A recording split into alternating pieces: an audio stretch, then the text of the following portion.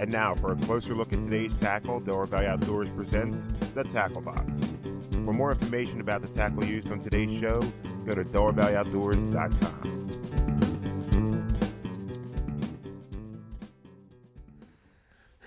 All right, Roy, we're here with the tackle box section.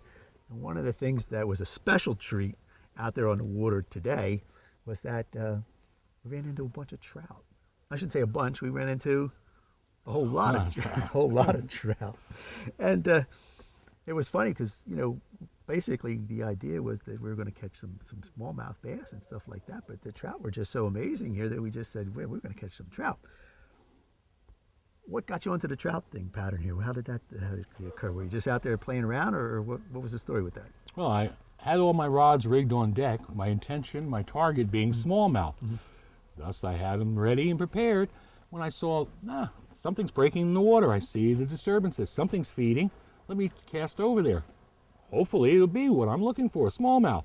Well, gee, the first cast, I hooked up with a beautiful trout.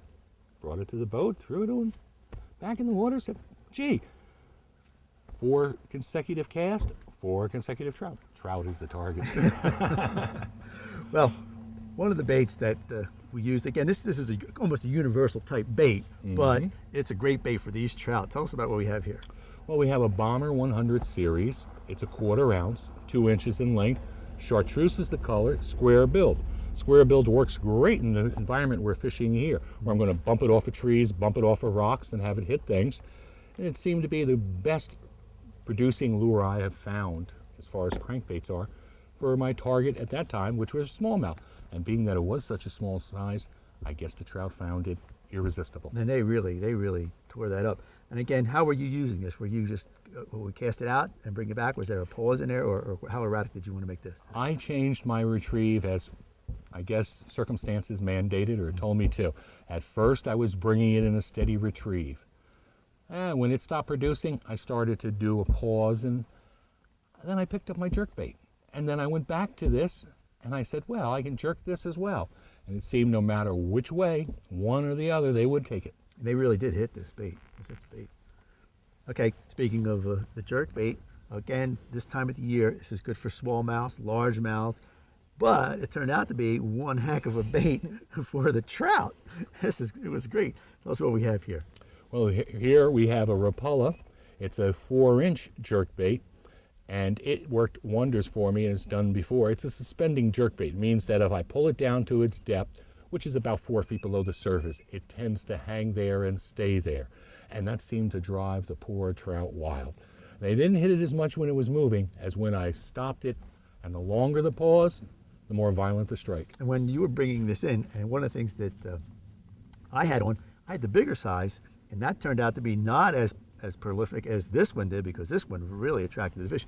And you would bring this in, and you'd have 5 fish at least follow this back, and just let it pause there. And one of the things about Merrill Creek, if you ever get here, the water is crystal clear. And you can see those trout coming at this thing at a very comfortable speed, and they would just come up, pause, and just whack it. It's a great bait, and it's not hard to use either, really. Yeah, I believe the size had a lot to do with it. I do too. I really do. They were intimidated by the larger size, or maybe they're used to feeding on fish of that dimension there, of 4 inches. Right. Whatever it was, they felt more comfortable with this than they seemed to with yours. With the and we're throwing the same lure, same color, same everything. Technique. Yeah. Well, like you said, when one thing stopped, we went to another, and then we found out that the trout stopped. Basically, they would follow, but they wouldn't. They would just pause and then just skitter back out. Right. So you came up with this. Okay, tell us about this one. Well, this is a 3-inch Cinco, and it's in June bug, purple as I call it.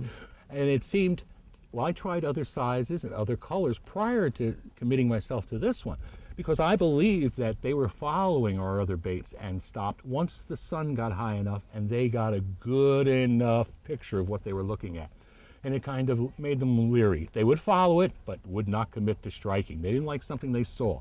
So I tried a larger size. Didn't seem to be what they wanted either, and I thought perhaps it's because it's too big. Again, the Senko being 5-inch. My 4-inch, my 2-inch baits were working. So what's the smallest Senko I have? Which brought me to this, a 3-inch Senko.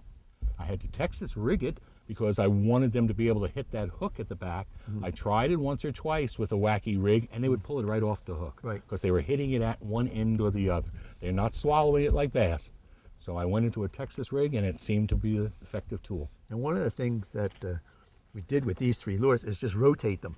If this doesn't stop producing, we went back to a crankbait, or we went back to a jerkbait, and just rotated the baits around, and they seem to be picking up the fish. Where we went to a lot of different positions where we found the fish at different pieces of structure.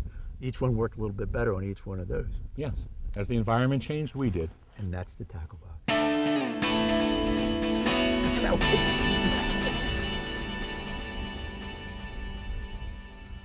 You want the net for this?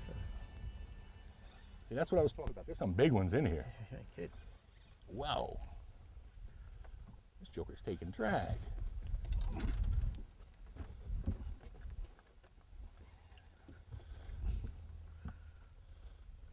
Come back, come, whoa. Look at the size of that rascal. That's another one of them 20 inches. Look at the size of that little boy. He hammered that little crankbait, didn't he? Yep. Cool. Nope, he's going under again. Here he comes, here he comes, here he comes, here he comes, here he comes. Woo! No, there he goes, there he goes. Here he comes, here he comes, here he comes. There he goes, there he goes. There he He's is. in the net. Oh my goodness gracious. Why, thank you. Pick that thing up. Oh, look at that. Oh, don't do that. Please, Mr. Trout, I'm trying to help you. I don't want you to go walking away. Please, calm down. You'd have all your fins. You were born here. Get him. Right? Let me see what you're doing. Ooh. He has teeth. Bring that fish up. Let's look at that one. Hey. Boy, Edward, thank you for bringing me up here. We're catching smallmouth bass, and that's a nice trout. Why, thank you. In the same spot. Smallmouth, All here. largemouth. Hey, you got to come up to Merrill Creek and just hang out here and do some fishing. If you got any more questions, go to our website, Delaware Valley Outdoors. Email Roy, and he'll give you all the information about how to do it. Hey, I'm Bob Murray. I'll see you on the water. Woo-hoo, man, that's a dog, son. Roy, we're in another part of Merrill Creek here. It looks like we're down St. T. Cooper or someplace. Tell us about what we have here in certain areas of the lake that have this, right? Yeah. What you're looking at is all the standing timber. Let me tell you something first about the depth range we have. You can go right there at the shore, and of course, as you step right off, you're going to be 1 or 2 feet. Immediately, the first drop off takes you down to around 8 feet, and it progresses.